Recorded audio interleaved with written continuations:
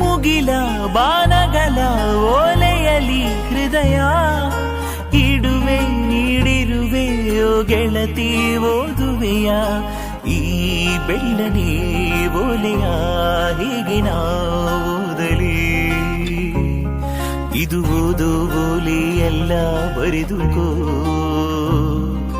ನನ್ನ ಜೀವನಿನದೇ ಎಂದುಕೋ ನಿನ್ನ ಮನದ ಮನೆಗೆ ತಂದುಕೋ ಈ ಕಂಗಳ ಬಾಗಿಲ ನಾ ತೆರೆಯುವೆ ಬಂದು ನೀ ಸೇರಿಕೋ ಮೇಘವೇ ಮೇಘವೇ ವಂದನೆ ಸಂಧಾನದ ಪಾತ್ರಕ್ಕೆ